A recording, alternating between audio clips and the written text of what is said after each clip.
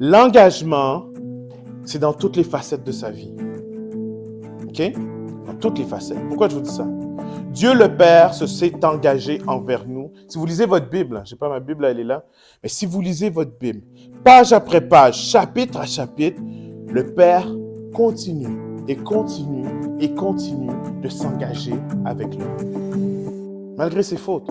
L'Église Le Campus vous souhaite la bienvenue.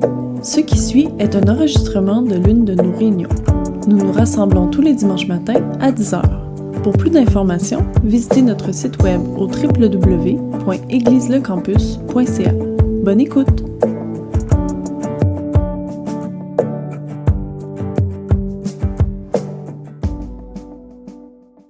Mais Dieu m'a vraiment parlé de certaines choses aujourd'hui et je vous dis, soyons à l'écoute ce matin. Ce matin, je vais vous parler d'amour. Là, les hommes sont en train de dire, oh, mon frère. Là, c'est quoi ton sujet, là, pour les madames, là? Qu'est-ce que tu me fais? Non, ce matin, je vais vous parler de quelque chose de sérieux.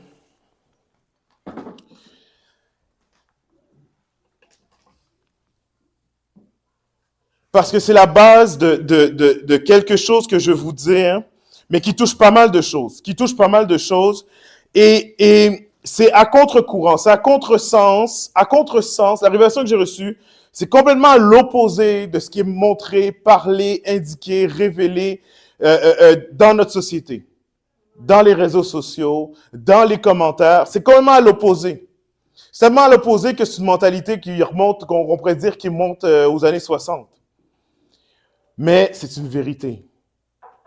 C'est une vérité. Et je vais vous amener là tranquillement. Je vais vous amener là tranquillement. Et en espérant, je vais prendre mon temps ce matin parce que je veux rien manquer. Puis je veux que vous suiviez mon train de pensée. Si vous avez des notes, prenez des notes, prenez-les. Écrivez ce que je vous dis parce que je vais essayer. Ça se fait que je passe vite puis j'ai pas tout mis dans le PowerPoint. Mais tout est basé sur 1 Timothée 4. J'aime beaucoup le livre de Timothée dans la Bible parce que je me considère moi-même comme un Timothée. Timothée, c'est quoi? Timothée, c'est quelqu'un qui avait un appel pour l'Église, qui avait un appel pour servir Dieu dans l'Église, pour être leader dans l'Église. À cette époque-là, on n'appelait pas les leaders dans l'Église des pasteurs. On ne les appelait pas des pasteurs. C'est maintenant qu'on les appelle des pasteurs. Mais à l'époque, il était leader dans l'Église et Paul l'avait pris sous son aile pour lui montrer des choses. Alors quand Paul écrit la lettre à Timothée, c'est une lettre intime, avec des conseils, avec fais attention à ci. C'est comme un papa, un père spirituel qui parle à son fils, qui dit fais attention à ça, fais attention à ci, fais attention à tel genre de personne, fais attention à tel genre de discours, fais attention si tu vas là, ça c'est de la perte de temps et ça va t'éloigner de ta destinée. Quand la lettre de Timothée, c'est des conseils comme ça qui sont donnés en one-on-one. Il ne parle pas comme dans Colossiens ou comme dans Corinthiens à toute une église. Il parle, c'est comme si moi je parlais à mon frère là. J'ai dit, fais attention à ça. Fais attention. C'est ça la lettre à Timothée. Fait que les deux lettres à Timothée sont vraiment le fun à cause de ça. Surtout pour des gens qui sont dans le ministère. Et Timothée 4 va dire, c'est Paul qui dit, et voyez-le pas comme la Bible présentement, mais voyez-le comme un père spirituel qui parle à son fils. Il va dire, quand tu parles de la parole, expose aux frères, toi qui es un bon serviteur de Jésus, je vous le paraphrase, là, ok, mais c'est 1 Timothée 4, verset 6. Expose aux frères, ça veut dire comme moi j'expose à vous, expose aux frères, toi qui es un bon serviteur de Jésus-Christ, nourri par des paroles de foi, un bon enseignement, comme celui que tu as reçu. Verset 7, mais rejette les récits absurdes. Paul est en train de dire toutes les balivernes, les niaiseries, les contes de fées, les légendes urbaines, toutes les tweets. Paul est en train de dire, rejette toutes les tweets qui ont par rapport, toutes les posts qui sont des niaiseries, rejette toutes les TikTok qui valent pas la peine. Oui, Paul disait ça, vous saviez pas? C'est la version 2024. Mais il dit, attache-toi à Dieu. Attache-toi à Dieu. Paul va faire une comparaison. Il va dire, l'exercice physique, le sport, hein Sam? Les gars qui ont des photos de barbell, là, il y a plus de plaques qu'il y a... Hein? Bon, écoute bien. Non, c'est pas vrai. Mais l'exercice physique a son utilité. mais celle-ci est limitée. Tandis que l'attachement en Dieu, lui, est utile à tout puisqu'il possède la promesse de la vie pour le présent et l'avenir. Pourquoi il parle de l'exercice physique? Il dit, attache-toi, voici mon conseil, attache-toi à Dieu. Maintenant, il dit, l'exercice, ça sert à quelque chose. Mais Paul, c'est quoi le rapport avec l'attachement à Dieu? Quand tu t'entraînes, tu développes quelque chose, right? Pourquoi on s'en va dans une salle de gym? Parce on veut se faire mal, pas se blesser, mais on veut amener nos muscles, nos fibres musculaires à l'extrême. Parce que quand la fibre musculaire est amenée à l'extrême, le lendemain, la fibre dit, tu sais quoi? Il faut que je grossisse. On a besoin de plus de force. Donc, je vais prendre de l'ampleur. Je vais utiliser le système qui est en moi, l'oxygène, je vais prendre de l'ampleur. Alors que l'autre dude qui est resté à regarder Netflix, qui regarde des gens qui sont forts, lui, son muscle, il dit, tu sais quoi, je suis tranquille. Alors, toute la nourriture qui va dans les graisses au lieu d'aller dans les muscles, parce que les muscles n'en ont pas besoin. Il dit, dans mon état, pour rester sur le fauteuil, je suis tranquille, j'en ai pas besoin. Donc, c'est pour ça qu'on s'entraîne.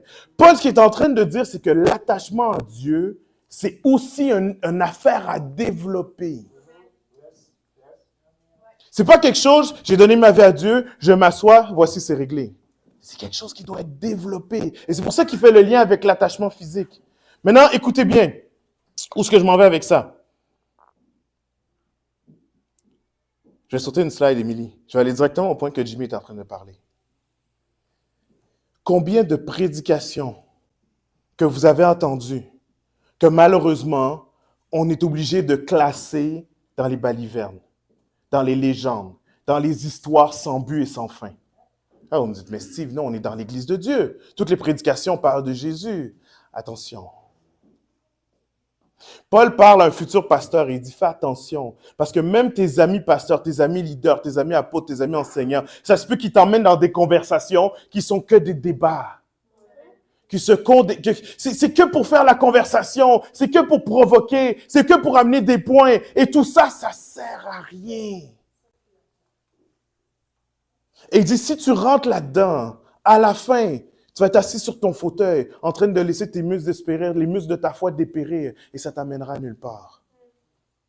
Ah ouais. OK. D'abord, comment est-ce que je sais quelle prédication m'amène à grossir et à me fortifier spirituellement? Et quelle prédication qui sert à rien? Elle est où la limite, Paul? Parce que les deux sont dans l'Église.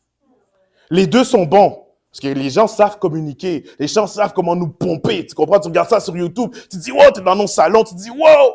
Comment tu fais pour savoir si c'est quelque chose qui te fait grandir ou c'est juste une émotion passagère? Comment tu fais? Paul y répond. Je n'aurais pas posé la question s'il n'y avait pas une réponse.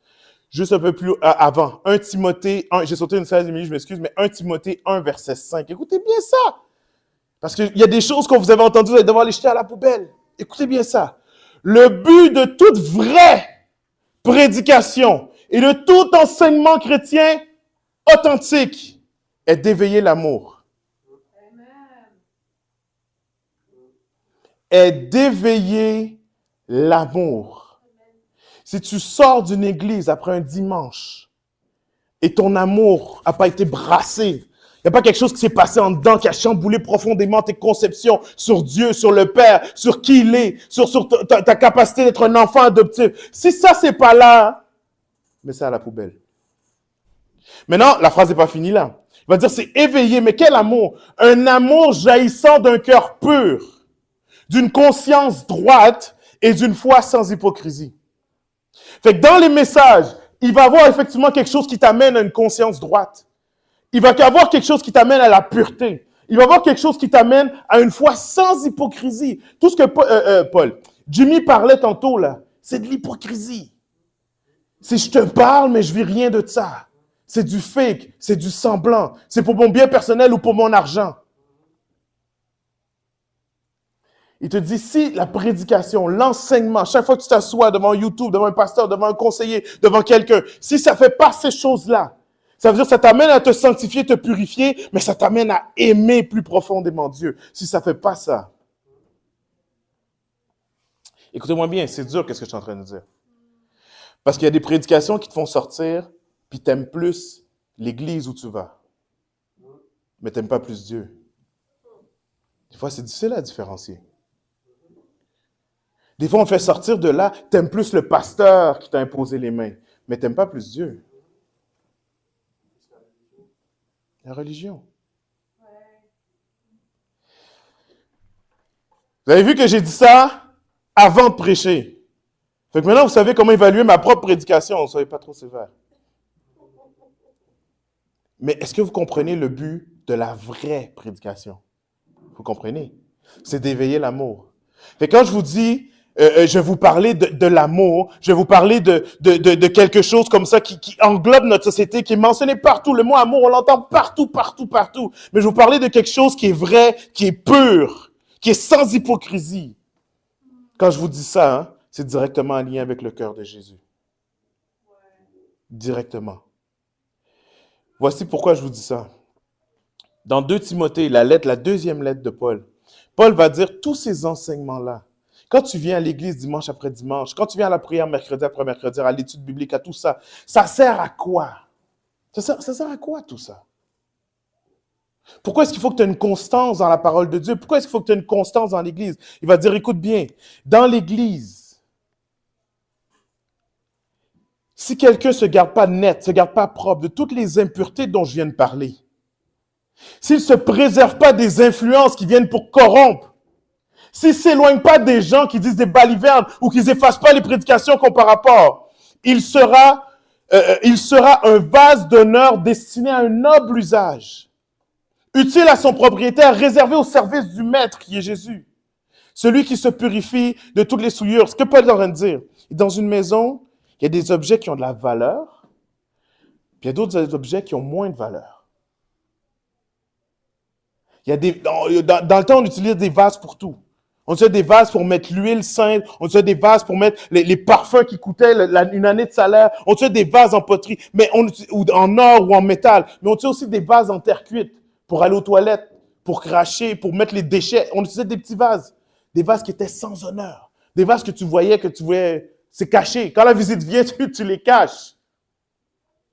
Vous comprenez? OK. Je vais le dire en langage 2024. Vous êtes prêts? Qui ici, quand la visite vient, sort son bol de toilette, le met dans le salon? Est-ce que ça veut dire que la toilette n'est pas utile? J'espère que quand la visite vient, tu dis oui, la toilette est là. Tu n'as pas sorti la toilette de la maison. Tu en as besoin, c'est utile, mais ça n'a pas d'honneur. On n'honore pas la toilette, n'est-ce pas? Par contre, sur la table, dans le centre, dans tous les mariages que tu vas, il y a un vase. Si ça pouvait tuer le plafond, le vase est rempli de fer avec des pierres brillantes. Il est au centre de la table pour que tout le monde... Parlez-en en derby. Il est au centre de la table pour que tout le monde le voit. C'est un vase d'honneur. Quand tu as fini le mariage, on te dit, vous pouvez prendre le vase. Tu prends le vase chez toi, tu l'amènes. Tes enfants ne touchent pas. Il n'y a personne qui touche à ce vase-là. Depuis 25 ans, il est en haut de l'armoire. Personne n'y touche. Right? C'est un vase d'honneur. Maintenant, Paul, il parle de ces vases d'honneur qui sont utiles au service. Ça veut dire, nous ici, il y a des gens qui sont des vases d'honneur qui sont utiles dans les mains de Dieu. Mais si tu ne fais pas attention, tu te laisses détourner, tu te laisses influencer par des choses qui sont inutiles et qui sont viles. Si tu ramasses, je m'excuse, je vais être franc avec vous aujourd'hui. Si tu ramasses tout le caca que les gens te donnent, tu ne seras plus un vase d'honneur. Est-ce que vous me suivez? Il y a des choses qui sont dites sur les réseaux, qui sont dites sur YouTube, et malheureusement, des fois, qui sont dites dans des prétendues églises. Ça ne vaut rien. Si tu t'abreuves de ça, Paul dit, ça ne sera plus un vase d'honneur. Le problème, c'est que ce que tu t'abreuves, après ça, tu le redonnes. Si tu es avec des gens méchants, tu vas être méchant toi aussi. Et les gens vont dire, non, il n'y a rien d'honorifique là-dedans. Là. Quand ils parlent, c'est vil, c'est inutile, c'est que du vent. Tu peux faire des études pendant toute ta vie, puis à chaque fois que tu parles, les gens disent, mais il n'y a rien là, c'est vide. Au contraire, ça me dégrade, je sors de là, j'ai plus envie. Soyons des vases d'honneur. Ce matin, je vais mettre mon doigt sur des mensonges qu'on a cru sur l'amour. Si vous m'écoutez ce matin, si vous écoutez la parole de Dieu, non seulement votre relation avec Dieu va changer, votre relation dans votre couple pourrait peut-être être appelée à changer. Votre relation, toutes les relations où on met naturellement le mot amour sera appelée à changer, à être transformée pour le mieux. Avec vos enfants, avec votre famille, avec ceux que vous appelez amis, mais les vrais amis proches, avec votre femme ou votre conjoint, avec votre future femme, votre conjoint, parce que vous avez compris quelque chose, sont appelés à changer. Parce que je veux introduire aujourd'hui, dans la relation d'amour, je veux introduire l'engagement. J'ai envie de dire réintroduire l'engagement. L'engagement. Et j'ai mis un titre qui est peut-être provocateur pour certains, mais il n'y a pas d'amour sans engagement. Il n'y a pas d'amour, dites-le avec moi, sans... Je sais que ça fait peur à dire. Il n'y a pas d'amour sans engagement. Et je veux que vous compreniez, ce matin, là, on va lire entre les lignes de la parole de Dieu. Pourquoi? Parce que si je lis la parole de Dieu, ce que je vois, c'est la grâce. Et c'est vrai, la grâce, c'est là. Jésus est venu mourir sur cette croix pour que peu importe qui décide de le suivre, soit sauvé. Le pas pour être sauvé, là, c'est ce que Véronique disait, c'est « Oui, Seigneur Jésus, je crois que tu es venu sur cette terre, que tu es mort sur la croix et que tu es ressuscité par rapport pour moi. Je le crois. C'est fini, c'est réglé, tu es sauvé. » Excuse-moi, il y a une partie qui manque dans ce que je dis, c'est « Et j'ai besoin de toi. » Right? Parce que je suis pécheur. Parce que j'arrive pas à faire ce que je veux faire. Et je fais ce que je veux pas faire. Le mal qui est en moi, j'arrive pas à m'en débarrasser. Mais toi, tu me dis que si j'accepte ton salut, alors tu me fais grâce. Alors mon péché est couvert. Alors tu me vois plus comme je me vois, mais tu me vois comme un enfant de Dieu, pur, propre, saint. Le péché est effacé. C'est ça le salut, non? Donc, dès que tu fais cette prière-là, tu passes de l'autre côté. Tu rentres dans le royaume des cieux. Tu deviens enfant de Dieu. Maintenant, ce que j'ai en train de parler, c'est que si tu ne comprends pas l'amour de Dieu pour toi, si l'amour de Dieu s'arrête à la grâce, tu vas stagner, tu vas bloquer, tu vas rester exactement à la porte d'entrée du royaume de Dieu. Tu vas rester à la porte d'entrée. Il y a des chrétiens, ça fait 25 ans, ils sont chrétiens, ils sont à la porte d'entrée. Ils sont rentrés, ils sont sauvés. Le ciel leur est garanti, l'héritage leur est garanti. Mais tout ce qu'ils peuvent découvrir dans le royaume de Dieu, ils n'y vont pas. Ils sont bloqués à la porte d'entrée. Et ce qu'il faut réintroduire, c'est l'engagement. C'est l'engagement qu'il faut réintroduire. Je vous explique la formule, la mathématique que Dieu m'a révélée cette semaine, qui pour moi mériterait d'être écrite dans un livre et détaillée et approfondie. Mais je l'ai mis en 2 images pour que vous compreniez. C'est simple, mais c'est profond. J'espère un jour que je vais vraiment écrire un livre. J'ai commencé à écrire, j'ai commencé à rédiger, parce qu'il y a quelque chose qui est descendu dans mon cœur, puis j'ai dit, mais je pense que ça manque à l'Église et aux chrétiens. J'explique c'est quoi. C'est quoi l'amour dans notre société? OK, excuse-moi. C'est quoi la progression de l'amour dans notre société? Là, Émilie, il va falloir que tu me suives, il ne faut pas voler les punchs, hein? Mais c'est quoi la progression de l'amour? Tu tombes en amour avec monsieur ou tu tombes en amour avec madame. Comment ça marche? C'est quoi la première chose? La première chose, c'est que tu découvres quelqu'un. Tu dis, oh! Là, tu regardes comme ça, tranquillement. Tu découvres quelqu'un, tu découvres quelque chose. Il y a une attirance, il y a une découverte. Il y a quelqu'un que tu n'avais peut-être jamais vu de ta vie, je ne sais pas. Tu découvres quelque chose. Maintenant, si tu es un enfant de Dieu, tu veux que cette découverte-là de la personne que Dieu a mis pour toi passe de cette découverte jusqu'à une relation profonde. Il n'y a personne qui est en amour qui va avoir la légèreté. On veut la profondeur, on veut quelque chose de vrai. On veut quelqu'un d'authentique, qui nous supporte, qui nous garde, qui tout ça. Mais comment on fait, selon le monde, pour arriver là? Comment on fait normalement? Une fois qu'on a découvert quelqu'un, on commence à rentrer en relation. On fait des dates, on fait des sorties, on apprend à la connaître. Voilà? On apprend à la découvrir, n'est-ce pas? Bon. De là, ce qu'on s'attend, c'est qu'une émotion ressorte, qu'on appelle l'amour, qu'on peut même appeler des fois le coup de foudre. Right?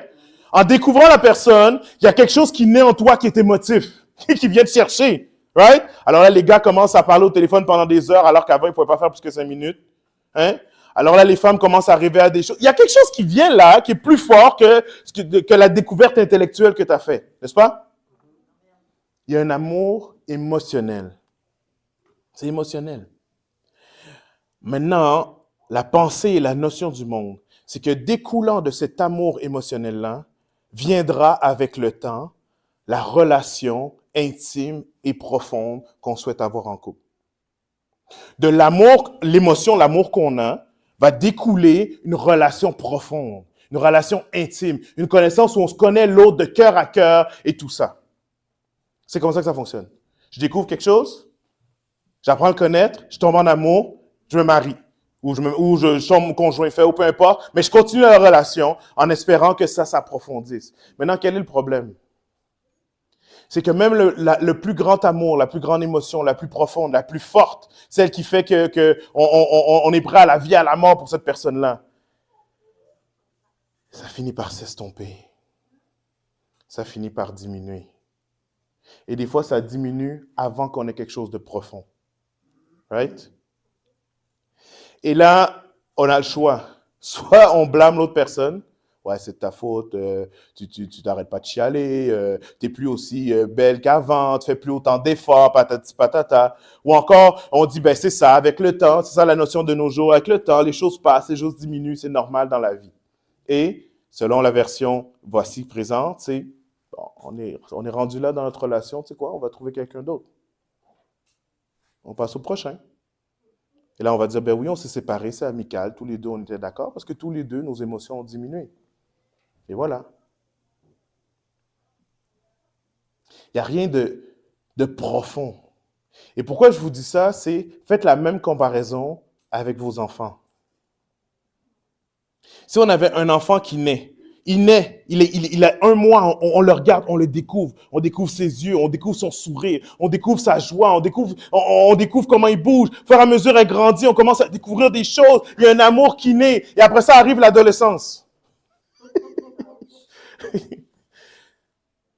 Et on se dit non. Écoute, jeune homme, jeune demoiselle, tu fais plus d'efforts. Tu t'écoutes plus. Il n'y a plus rien d'intéressant pour moi. Je suis désolé, mais next. On passe à autre chose, là. Ça me demande trop d'efforts. J'ai l'impression que c'est unidirectionnel. Ça va juste dans un sens. Moi, je donne et je donne et je donne et je paye et je paye. C'est tout. Il n'y a rien qui va dans l'autre sens. Est-ce que ça serait normal de penser comme ça? Ce ne serait pas normal. Et je ne vous dis pas que ça n'arrive pas dans notre monde qui est déchu et qui est dépravé, mais ça, c'est pas normal de penser comme ça. C'est pas normal. Il manque quelque chose là-dedans qui fait que ça devient permanent et continu. Il manque quelque chose là-dedans qui fait que les choses, ça dépasse juste l'émotionnel. Il manque quelque chose. Et c'est pour ça que même l'amour humain n'est pas comparable à l'amour du Père. C'est pas comparable. Genèse 1:1. Dieu est là, il existe, il est au-dessus de tout. Il crée l'être humain, il crée l'homme, la femme, il nous crée nous. OK? Il donne tout ce qu'il a. Est-ce que vous comprenez bien là? Il donne la planète entière à l'homme et la femme. Est-ce que vous me suivez? Dieu a créé la planète, le ciel, les étoiles, l'univers tout entier. Il a dit assujettez, ça veut dire devenez les maîtres de tout ce que j'ai créé. Des fois on pense qu'ils étaient dans le jardin d'Éden, Dieu a dit soyez les maîtres du jardin, occupez-vous du jardin. Non. Il n'y avait pas de mort. Il avait donné la domination à l'homme pour l'éternité. Ça veut dire, là, tu es dans le jardin, mais plus tard, tu vas découvrir toute la terre. Plus tard, tu vas découvrir l'espace, les autres planètes. C'est tout à toi. La quantité de choses que j'ai réservées pour toi, tu peux même pas l'imaginer. Jusqu'à aujourd'hui, tu peux pas l'imaginer. J'ai tout fait ça et je te le donne. C'est ça que Dieu a fait. Maintenant, pendant que l'homme et la femme, et on peut se mettre toutes là, vivre cette même chose-là, étaient dans le parfait bonheur, Dieu a dit qu'une seule chose. Il a dit, touche pas à l'arbre. Le seul arbre sur toute la planète Terre, cet arbre-là, touche pas. Dieu n'a pas dit, touche pas à l'arbre de la jardin d'Éden, puis si tu sors, il y a d'autres arbres qu'il ne faut pas que tu... Non, il a dit, il y en a un. Un arbre. Touche juste pas à ça. Touche pas à ça. Pour ton bien, touche pas. Dieu introduit quoi? Dans la relation d'amour, qui est à 100%, comprenez que c'est à 100% unidirectionnel. J'ai donné tout. L'être humain, Adam et Ève, n'ont rien donné à Dieu. Est-ce que vous m'entendez? Ils n'ont rien donné à Dieu. Dieu les a formés, il lui a donné la vie, la conscience, l'intelligence, il lui a donné, ça me dépasse quand on y réfléchit, il a donné le choix, il a donné le libre arbitre. Même nous, en tant que parents, quand on a un bébé, on donne pas le libre, il a le libre arbitre, mais on le restreint, parce qu'on a peur. Et de nos jours, on le restreint de plus en plus tard, parce qu'on a peur qu'il se fasse bobo, right? Mais Dieu a dit, voici, tout est là, je donne tout, et je te donne le choix. Tu as le choix. Je ne restreins pas tes choix, je te donne le choix. Tu as un choix, touche pas à l'arbre, tout le reste, fais ce que tu veux.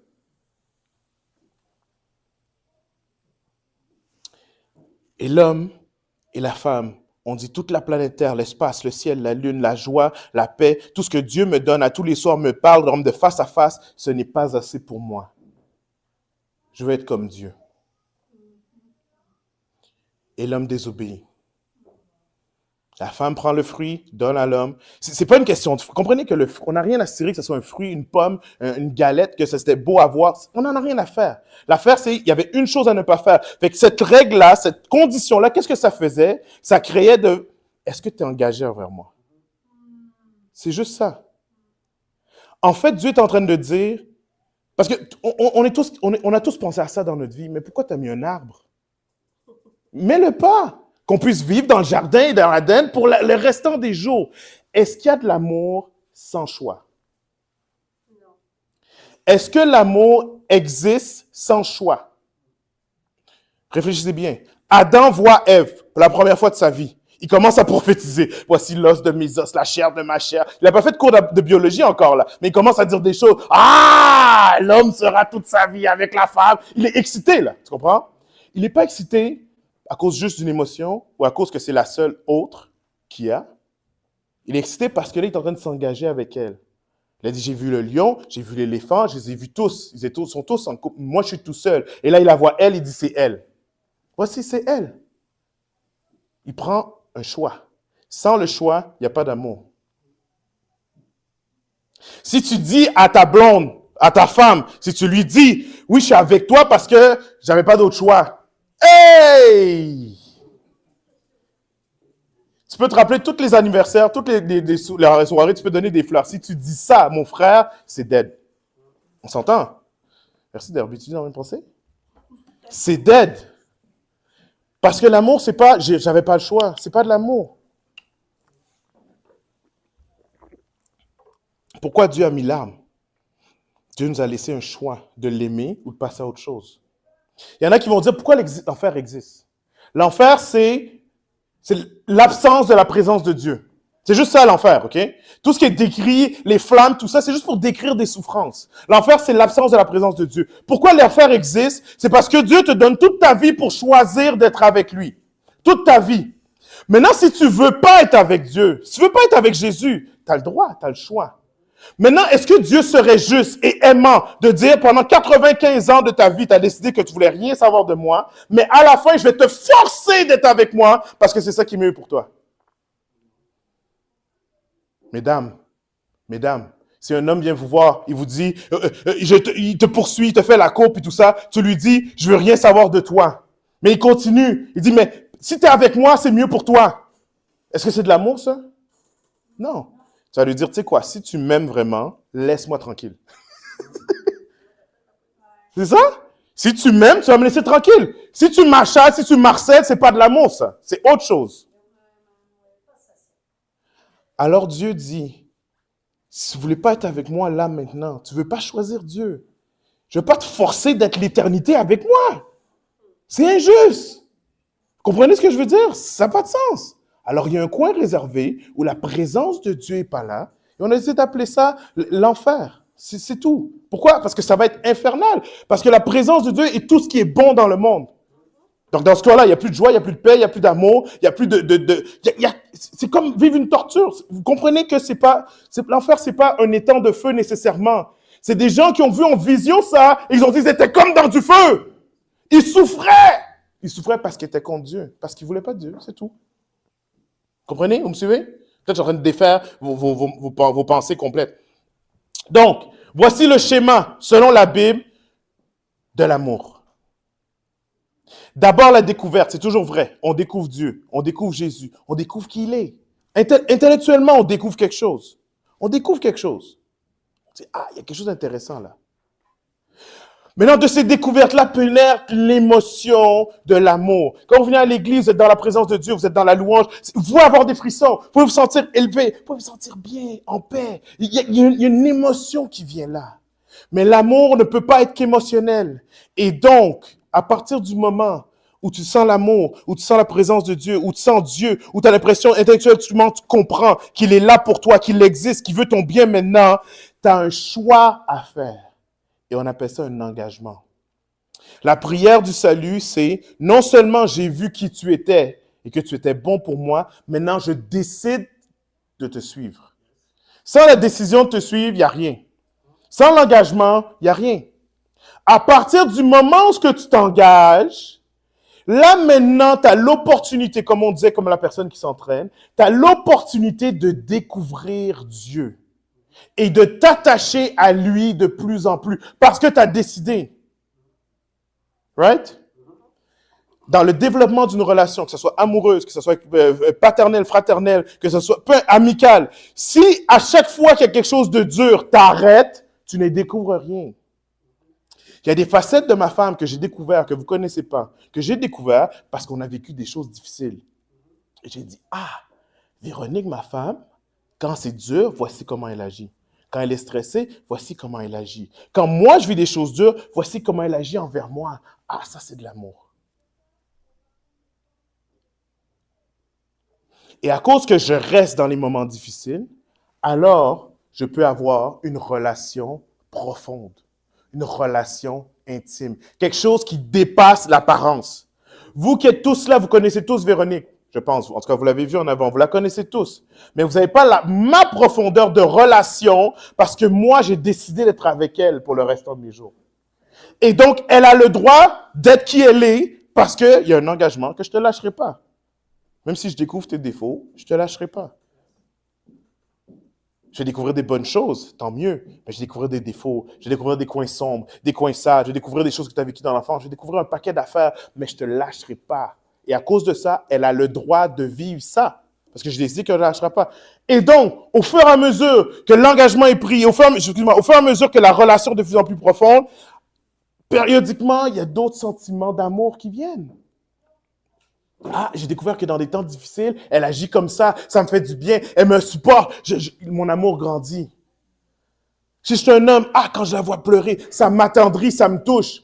C'est de façon, un moment difficile, je m'en vais. Non, je la vois, ça m'attendrit, je m'en viens, je la console. Elle accepte ma solution, elle accepte mon conseil. Mon amour grandit pour elle. La facette protecteur embarque, ça me fait du bien. La facette consolateur embarque, ça me fait du bien. Et vice versa. Quand moi, j'arrive pas à être le parfait protecteur, quand j'arrive pas à dire juste les bonnes affaires, elle découvre qu'il y a aussi un côté sensible à Steve. Son amour grandit. Et donc, on continue dans l'engagement, il y a une relation, il y a un amour. Il y a une relation, il y a un amour. Il y a une relation, il y a un amour. C'est pas le coup de foot du début, il y a des problèmes, j'arrête. Non, à cause de l'engagement, l'amour grandit. Et c'est pour ça que certaines personnes vont dire, j'aime plus ma femme maintenant qu'il y a 20 ans. Mais il faut que tu les aies passés les 20 ans pour que l'amour grandisse. Right? Il y a un engagement. Maintenant, écoutez bien ceci. On va aller, j'ai mis l'image à la fin, on va aller à la dernière slide. L'engagement, c'est dans toutes les facettes de sa vie. OK? Dans toutes les facettes. Pourquoi je vous dis ça? Dieu le Père s'est engagé envers nous. Si vous lisez votre Bible, je sais pas, ma Bible, elle est là, mais si vous lisez votre Bible, page après page, chapitre à chapitre, le Père continue et continue et continue de s'engager avec l'homme. Malgré ses fautes. Dès que Adam et Ève ont péché, dès le moment même où ce que Dieu est arrivé, ils sont tombés. Vous savez qu'est-ce qu'il a dit? Il a dit, à cause que tu as péché, il va y avoir des conséquences. Ils étaient déjà intégrés dans la construction du monde. Je ne peux pas retourner contre ma parole. Il va y avoir des conséquences. La femme, tu vas enfanter, mais difficilement. L'homme, tu vas devoir travailler et batailler pour retirer ta nourriture à la sueur de ton front. Il va y avoir des conséquences parce que maintenant la terre est maudite à cause de ton péché. Il va y avoir des conséquences. Mais il va dire, de toi, la femme qui souffre à chaque fois qu'elle accouche, sortira celui qui va mettre fin à tout ça. Est-ce que vous comprenez? Dès que Dieu explique qu'est-ce qui va se passer dans le péché, il dit, voici, j'ai déjà prévu la solution. De toi va sortir mon fils, Dieu, va sortir Jésus. Et si tu fais confiance à Jésus, tout ça, toutes ces malédictions-là, ça va être fini pour toi. L'Adam et Ève viennent de tomber. Au lieu de dire juste les conséquences, voici, il dit non, il y a la solution. Et il ne va pas attendre le temps où ce que Jésus vient. Je pourrais faire une autre prédication où ce que je vous explique pourquoi Jésus est venu après autant de temps. Il y avait des choses qui devaient se placer. Mais au fur et à mesure, dans toutes les paroles et les chapitres de la Bible, vous voyez Jésus. À chaque fois, Dieu rappelle, non, la solution s'en vient. Jésus s'en vient. Là, pour l'instant, vous devez faire des engagements avec des béliers, des boucs. Mais la solution finale s'en vient. Elle s'en vient. Abraham, Dieu veut prendre un engagement avec Abraham. Il dit, si tu me suis, je vais te donner des grandes nations. Il met des bouliers et des boucs devant toi. Il dit, passe dans les boucs et on va prendre une alliance ensemble. Abraham s'assoit là. Il dit, je peux pas faire ça. Il dit, je suis faillible. Il dit, si je passe là, je m'engage avec Dieu, c'est sûr, je vais faire encore des péchés, encore des fautes. C'est sûr, je vais encore trahir Dieu devant sa face. Je peux pas prendre un engagement de même. Et la parole de Dieu va dire que le Saint-Esprit descend comme un feu et passe lui-même à la place où qu'Abraham devait passer. Ça veut dire Dieu veut tellement être avec nous qu'il s'engage lui-même. Il dit, voici les bénédictions, voici si tu désobéis. Puis après ça, il dit, moi-même, je prends les conséquences si tu désobéis. Mais je veux être avec toi.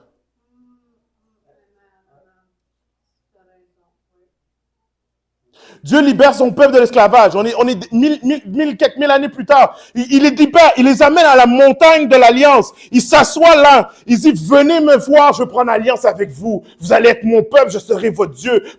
Pour tous les temps, on va marcher ensemble. Le peuple a peur. Ils ont peur.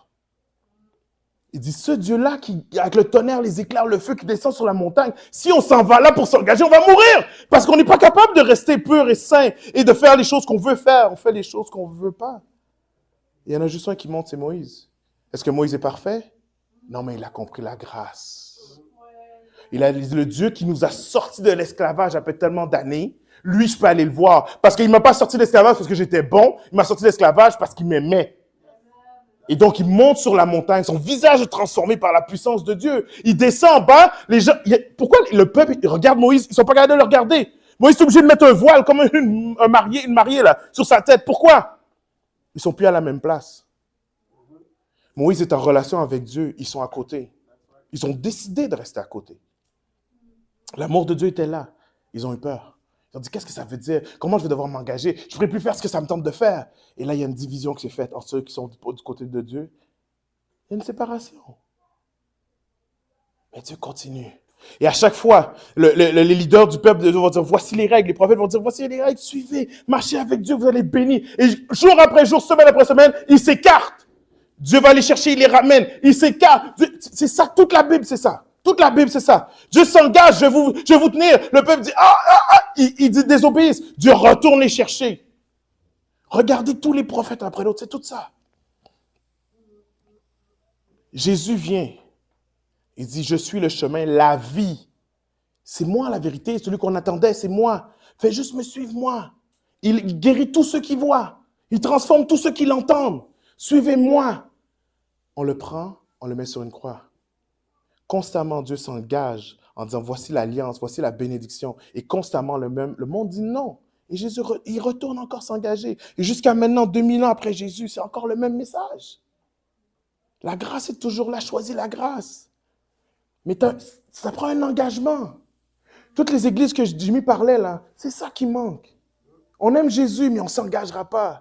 S'il y a quelque chose de plus fort qui nous tente, si on a besoin de matériel, si on a besoin de choses, et puis c'est un peu à côté de ce que Jésus nous demande, c'est pas grave. C'est pas grave si on n'est pas engagé à 100%. C'est pas grave si on est sans compromis. C'est pas grave s'il y a un petit peu de compromis, c'est correct. Mais avec le compromis, tu ne peux pas connaître la relation, la profondeur que Jésus veut te donner. Tu ne peux pas. OK. J'ai passé beaucoup de temps sur ça parce que je sentais cet esprit nous parler. Mais l'engagement avec Christ, l'engagement avec Jésus, l'engagement dans l'Église, il y a 5 facettes à ça. C'est la psychologie humaine. Même les gens qui ne sont pas chrétiens ont découvert ça. 5 facettes. Quand tu viens à l'église, tu as le choix. Tu peux être engagé de façon cognitive ou pas. Combien des fois viennent à l'église, bon, levez pas la main, s'il vous plaît, mais on vient à l'église, on met notre cerveau à off. Cognitif, là, zéro engagé. Je suis pas là pour comprendre, je suis pas là pour... Paul va dire, j'ai aimé telle église, parce que quand je venais prêcher, vous étiez là avec votre Bible, vous regardiez pour voir si ce que je disais, ça avait rapport avec ce qu'il y a dans la Bible. Et comprenez que la Bible, c'est des rouleaux, là. Je regardais pour voir ce que tu disais, si ça avait rapport avec les paroles de Jésus qu'on connaissait. Mon cerveau est engagé. Vous savez pourquoi on n'engage pas notre cerveau de nos jours? Est-ce que vous savez pourquoi on n'engage pas notre cerveau? On est dans l'ère de la science. L'ère de la science va te dire tout ce qui est matériel, vérifiable, c'est vrai. Le matérialisme. C'est-à-dire si tu peux le toucher, le sentir, le voir, l'entendre, c'est vrai, c'est réel. Mais tout ce qui est en dehors de ça, on ne peut pas le prouver, peut-être que ça n'existe pas. Peut-être que l'amour, ça vient de la matrice. La matrice. Peut-être que c'est intangible. On ne peut pas le prouver scientifiquement. Donc, ça n'existe pas. Et donc, la science, l'ère dans laquelle on est, a séparé la foi de la science. Ça veut dire la foi de l'intellect. Ça veut dire que si tu fais les choses de ce monde, dans ce monde, avec les choses matérielles, tu es dans l'intellect, tu peux réfléchir, tu peux comprendre, tu peux calculer. Mais quand tu arrives dans la foi, il faut que tu fermes ton cerveau, tu le mettes à off pour être capable de croire.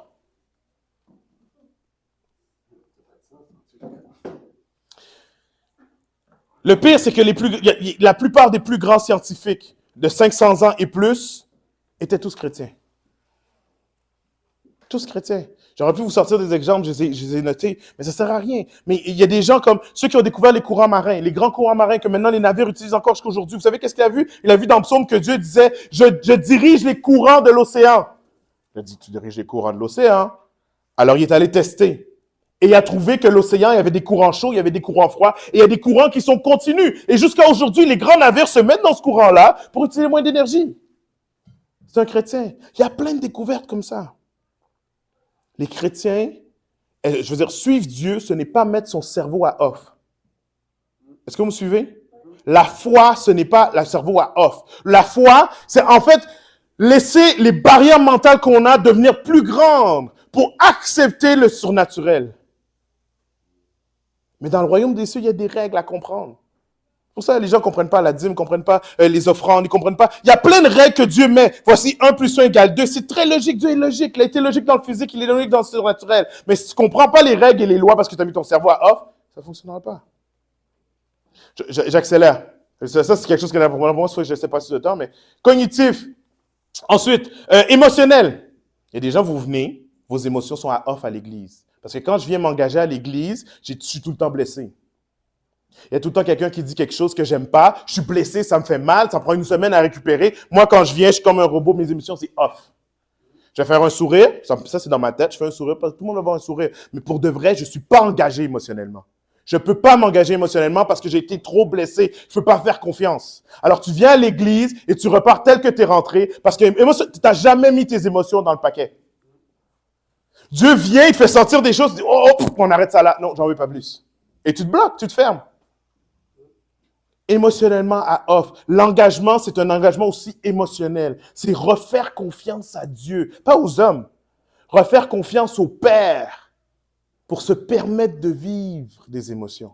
Je donnais une parole prophétique à une jeune demoiselle. Et elle disait, je veux rentrer dans mon appel. Je veux rentrer, pas mon appel, c'est matériel. Je veux rentrer dans ma job, dans ma carrière. J'ai 2 choix devant moi, je sais pas quoi choisir. Dieu m'a révélé, tu sais pas quoi choisir parce que tu sais pas qui tu es. Tu sais pas qui tu es parce que tu t'es bloqué à tes émotions.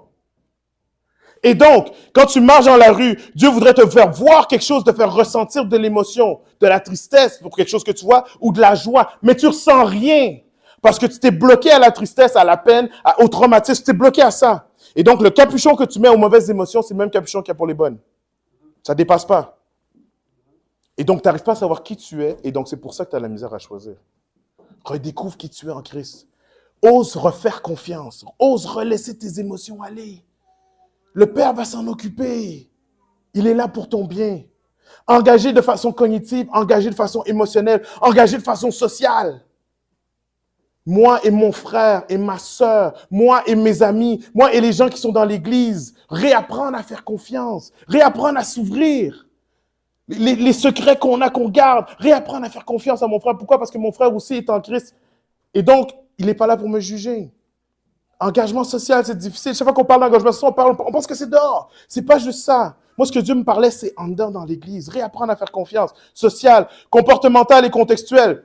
Quand on essaie de prêcher, on essaie de tout le temps mettre nos prédications dans le contexte. Ça veut dire des choses qu'on peut utiliser la semaine prochaine, demain, après-demain. OK? Dans le contexte, ça veut dire que ce que tu entends là aujourd'hui, je ne parle pas de votre situation, mais c'est de dire, j'ai l'humilité de dire, ça m'applique à moi aussi.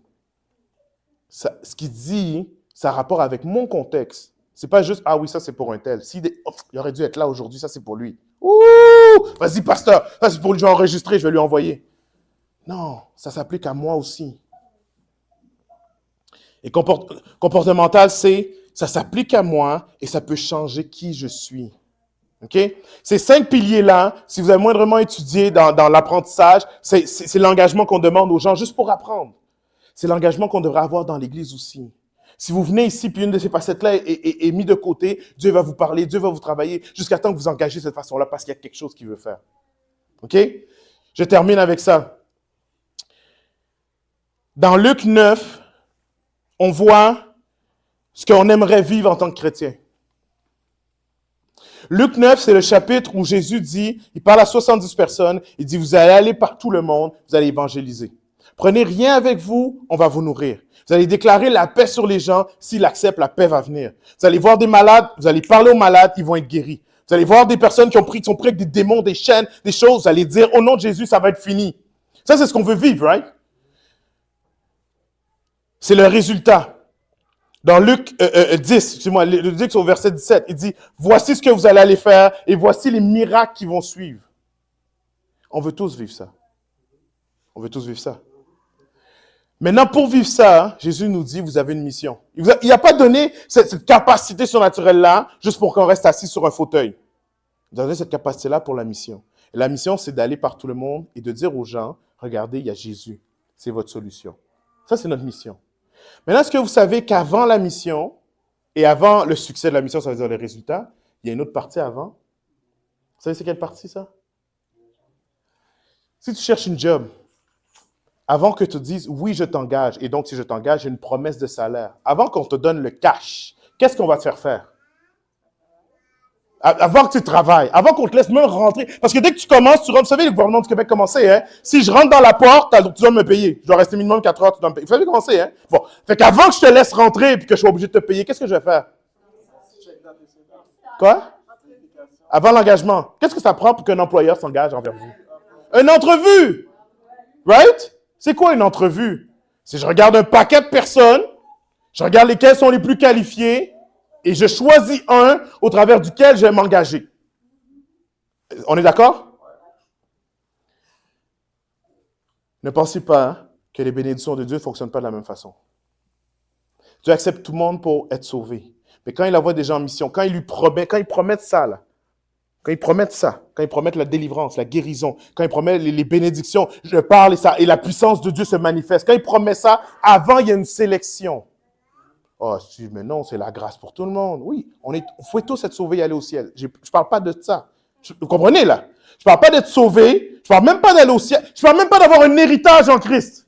Je ne parle même pas d'être aimé. Tout ça, c'est acquis du moment où tu acceptes Jésus. C'est acquis. C'est l'immensité de l'héritage de Dieu est acquis juste en disant dans ton cœur, je veux suivre Jésus. C'est tout à toi. Je ne parle pas de ça. Je parle de ce qu'on ne voit pas aujourd'hui. Qu'on dit, mais non, Dieu ne guérit pas parce qu'il faut passer par la souffrance. Qu'on dit, mais c'est normal qu'il y ait des démons, mais quand tu es chrétien, non, mais c'est... Toutes les choses qu'on met de côté, là, tout ça, là, tout ce que Dieu promet dans sa parole, c'est à certaines personnes qui le donnent. En fait, excusez-moi, c'est donné à tous, mais c'est certaines personnes qui en prennent accès. Comprenez? Il y a un processus de sélection. Matthieu 10, verset 17, c'est Matthieu 11, Matthieu 10, excusez-moi. Ah voilà, Matthieu, la résultat qui est dans Matthieu 10, ça veut dire, ils reviennent voir Jésus. Les démons nous obéissaient. Les gars-là étaient guéris. Ça, c'est le résultat. Avant ça, il y a la mission. Matthieu 10, du verset 17 à 29. Avant ça, Matthieu 9, la fin du chapitre, il y a la sélection. Vous savez c'est quoi la sélection? Écoutez bien ça. La sélection, ça veut dire, pendant qu'ils étaient en chemin, un homme lui dit, Seigneur, je te suivrai partout où tu iras. Bravo, go, super. Mais, Jésus lui dit, Les renards ont une tanière, les oiseaux du ciel ont un nid, mais le Fils de l'homme n'a pas d'endroit où poser sa tête. Fait qu'est-ce qu'il dit? Il dit, parfait, tu peux me suivre. J'ai toute une bénédiction pour toi. J'ai la puissance et j'ai la gloire qui va t'accompagner. Mais tu n'auras pas une place pour poser ta tête. Est-ce que tu es prêt à laisser de côté ton confort pour moi? Est-ce que tu es prêt? Il y a beaucoup de gens, vous êtes assis là, vous me regardez. La vie est plus confortable comme il y a une couple d'années, là. Il y a certaines choses qui ont changé dans vos vies. Vous dites, oh, avant ça, c'était un peu plus facile. Avec Jésus, il va y avoir des inconforts. Il va y avoir des sacrifices. Et ces sacrifices-là, quand tu les fais, ça te donne l'autorisation de marcher avec Jésus. Ça te donne accès à la paye. Ça veut dire, ça te donne accès à sa puissance. Est-ce que vous me suivez? Tu ne peux pas vivre le miracle si tu ne fais pas de sacrifice, parce que tu n'auras aucune occasion pour l'utiliser. Mais quand ça arrive, la difficulté, là, tu as accès à la puissance de Dieu, tu parles et ça agit. Première étape. Dans le verset suivant, il y a un autre, Jésus lui dit, toi, suis-moi. Toi, suis-moi, toi, suis-moi, toi, suis-moi, toi, suis-moi. Jésus lui dit, toi, suis-moi. Il n'a pas dit ça juste aux 12 apôtres. Il dit, toi, suis-moi. Je vois un appel en toi. Je vois des choses, un potentiel en toi. Je vois que si tu me suis, il y a des choses qui vont se passer, le monde va changer autour de toi. Toi, suis-moi. La personne va dire, Seigneur, permets-moi d'abord d'aller enterrer mon père. Ce verset-là, pour les pasteurs, c'est dangereux. Dangereux. C'est pour ça que je ne demande pas à Jimmy Prince de prêcher ça. C'est dangereux parce que c'est quoi? Je ne peux pas enterrer mon père?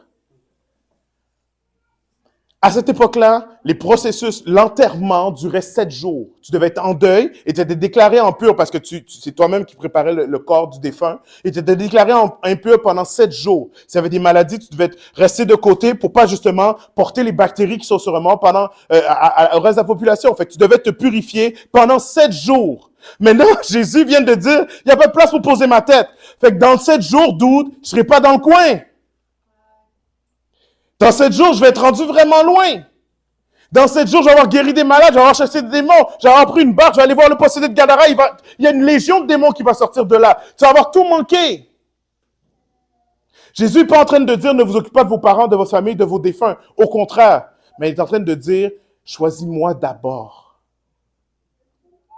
Malgré même les choses les plus profondes et les plus intimes, si tu me choisis moi,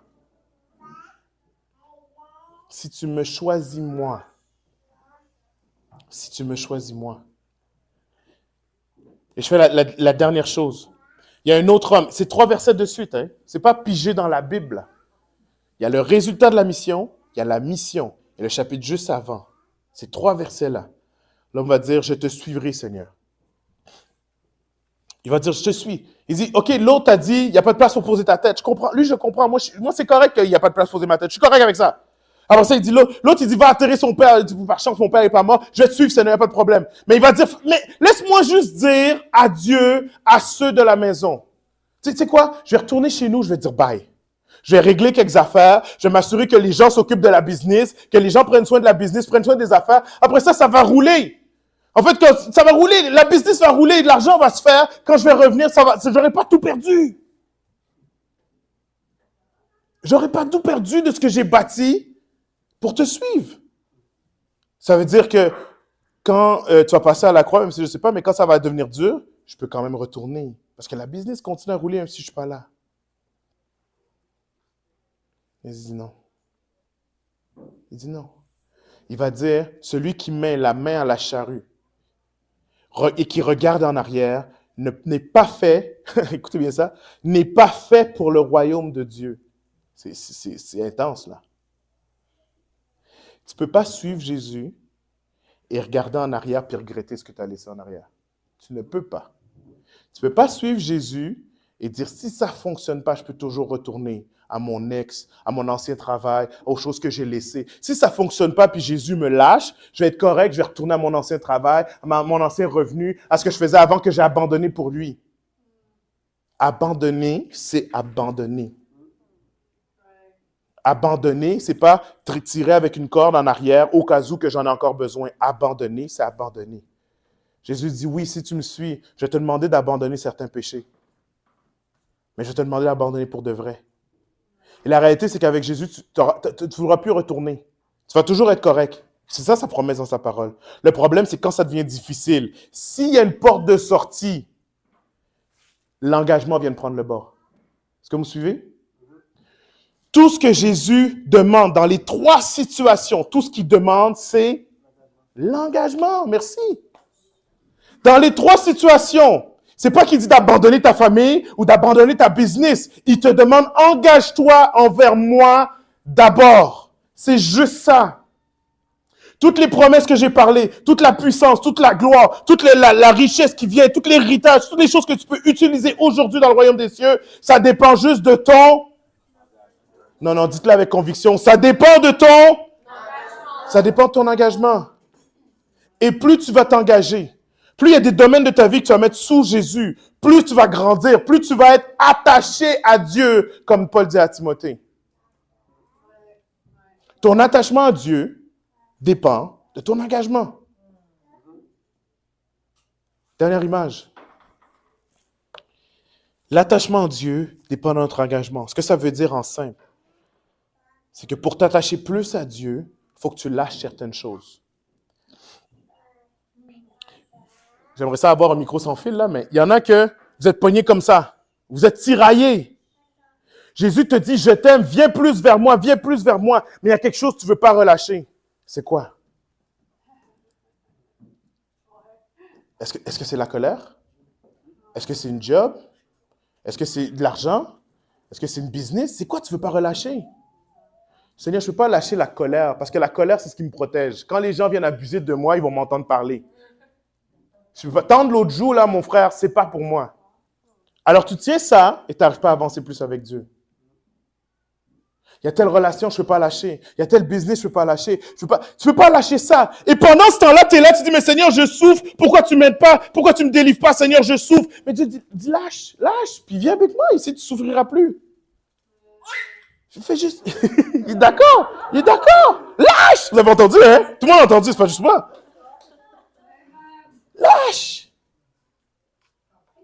Lâche.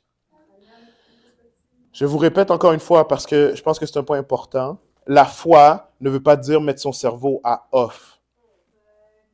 Pas parce que tu crois que Dieu va pourvoir que tu arrêtes de faire des budgets. Pas parce que tu dis que Dieu va guérir que tu te laves plus les mains. Allô? On est là, non? Mettez pas votre cerveau à off quand vous venez dans l'église. La foi, elle te dit, oui, j'ai mis des règles, j'ai mis des choses, le monde physique, la science a étudié, vous comprenez ces choses-là. Maintenant, moi, ce que je te dis, c'est arrête-toi pas à la science, il y a plus. Ça veut dire débloque ton cognitif pour imaginer plus. Et Dieu dit, je peux tout, tu peux tout. Tout ce que tu imagines, là, tu le peux par celui qui te fortifie. Celui qui a la puissance de tout, tu peux tout en lui. Tu peux tout. Arrête de bloquer ton imagination, tu peux tout. Est-ce que vous me suivez? Je ne sais pas quel exemple je vais vous donner, mais peut-être que tu as toujours rêvé à une business. C'est impossible parce que je regarde ce que la science m'a appris. Ça veut dire, le monde de nos jours, ça ne se peut pas. J'ai pas les fonds, j'ai pas les relations, je suis pas né avec une cuillère en argent dans la bouche. Je ne peux pas. Parfait. Dieu va dire, oui, tu as raison. Maintenant, débloque parce que la foi peut t'amener plus loin. Je me tiens ici devant vous, pensez que, je ne sais pas qu'est-ce que vous pensez de moi, je ne veux pas le savoir, par la grâce de Dieu. Mais je ne suis pas ici parce que je me suis dit, j'ai les capacités d'être là devant les gens. Non. À chaque fois que Dieu m'a demandé de prendre un pas de plus dans le ministère, ça a pris en minimum 6 mois. Minimum 6 mois. Les autres fois, c'était comme 1 an à 2 ans. Et j'utilisais la parole. Celui qui doit construire une tour. Est-ce qu'il ne regarde pas son budget, ses plans, pour être sûr qu'il va arriver à construire la tour, pour pas qu'on rie de lui après? Right? C'est ce que Jésus dit ça dans Matthieu, right? Si tu construis une tour, tu checkes que tu vas la finir. Tu commences pas à faire le basement, tu commences à faire le sous-sol. Quand tu arrives pour le toit, tu n'as plus d'argent, puis tout le monde rit de toi. Je dis, Seigneur, je vais pas aller pasteur, tomber, faire plein de niaiseries, tout le monde va rire de moi. Et voilà, Seigneur. Je ne peux pas répondre tout de suite à ton appel. Laisse-moi régler des affaires. J'étais bloqué cognitivement parce que je regardais ce que j'avais. Mais Dieu a dit, oui, tu regardes ce que tu as. C'est vrai, tu ne peux pas. Maintenant, regarde à moi. Moi, je peux à travers toi. Moi, je prends le vase d'honneur que tu vas devenir et je vais faire des choses incroyables à travers toi. Je me glorifie, ça veut dire que mon nom est élevé quand je fais des choses à travers toi. Vous comprenez? Si je voulais que tout le monde soit sauvé, guéri, puis qu'il n'y ait plus de démons sur cette terre, je pourrais le faire en un claquement de doigts. Mais j'ai décidé de me glorifier à travers toi, à travers toi, à travers toi, à travers toi. Oui, des fois c'est long. Oui, des fois tu n'écoutes pas. Oui, des fois tu refuses, puis tu restes là avec les bras croisés, puis tu me regardes. Excuse-moi, tu as les bras croisés, là. Je parle pas à toi. Mais tu me regardes, tu dis, mais oui, Seigneur, mais oui, mais. Oui, ça prend du temps des fois, te bouger, te former, te laisser délâcher des choses pour que tu ailles et que tu agisses. Mais je suis prêt à attendre.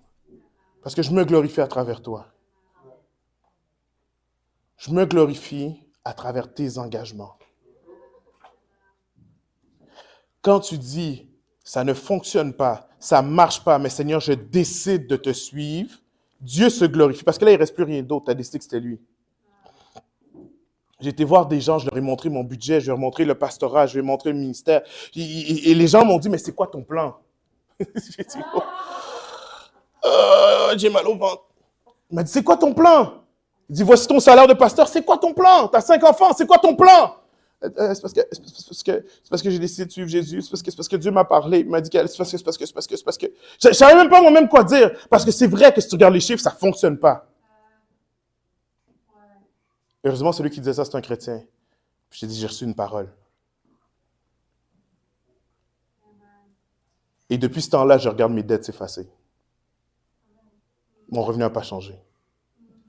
Mais je sers un Dieu qui est grand. Nous sommes heureux d'avoir pu partager ce moment avec vous. Nous vous invitons à vous joindre à nous dimanche prochain pour vivre un temps de célébration et d'échange avec des gens comme vous. En attendant, nous vous invitons à aimer notre page Facebook, le Campus MTL, et à visiter notre site web au www.égliseLecampus.ca.